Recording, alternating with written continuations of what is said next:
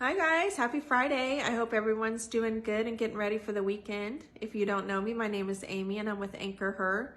We embrace, empower, and ignite women impacted by incarceration, domestic violence, and addiction. Today I just want to talk to you about control, about worry, and about fear. I think all of us have gone through times of worry and fear, but I just want to encourage everyone that fear is not of God and that God is good. Worry often comes from trying to control things we don't really have control over. I think in my life growing up, there was things in my path that I didn't have any control over. And so I would try to control what I could. And that could be in relationships. That can be in many things. It can be when we become a mother and you try to control things with your children and you realize, man, you don't have any control.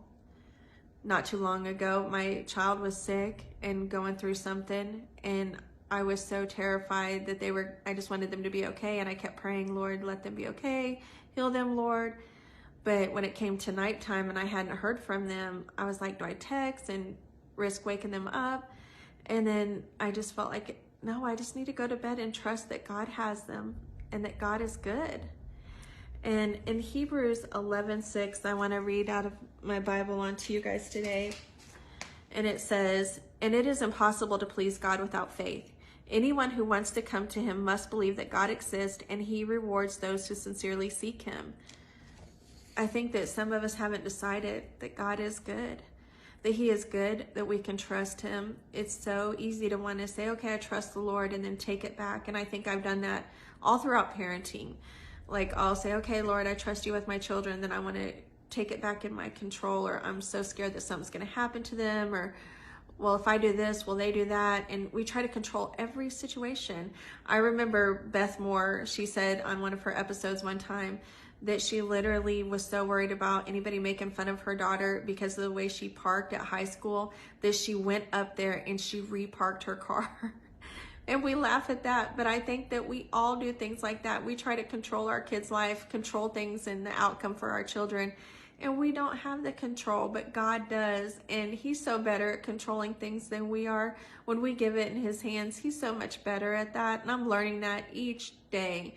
Each day when I try to control everything, because I am a control freak, he shows me, put it in my hands and trust in me. And there has been times where I have been so terrified and I didn't know what to do. And all I could say was, Jesus, help. And he did. And it may not always look like the way we want it to look, but we have to trust him that he is good, that he sees so much more than we see. And he wants the best for our life, and he wants to make us prosper. Today I'll ask you, do you know Jesus? Is Jesus the Lord of your life? I've heard so many people talking about evil and the devil, and I've heard people even say that I gave my soul to the devil. You didn't give your soul to the devil because it wasn't yours to give. So no one has given their soul to the devil. You gotta talk to the Lord. It is about choosing the Lord, making the Lord of your life. I think one thing I learned recently, I don't know if any of y'all have been worried you didn't pay a bill and like your lights flicker and you're like, ooh, did I pay my electricity bill? Or the water starts trickling and you're like, did I pay my water bill? But I had that recently, and it just made me think of the stuff now that we've been going through with COVID and different things. Like, I feel like that's like the little flicker, like, hello, have you chose your God today? Do you know who you serve today? And I just encourage each and every one of you to think about that. And God is not a man that he should lie. And he is a good father. And Satan and the devil is always going to try to tell you that he's not. That's what he tried to do to Eve in the garden. But he is good. And he wants the best for our life. And we can trust him with it. I want to read in Luke 9:23-25. Then he said to the crowd, if anyone wants to be my follower, you must give up your own way. Take up your cross daily and follow me.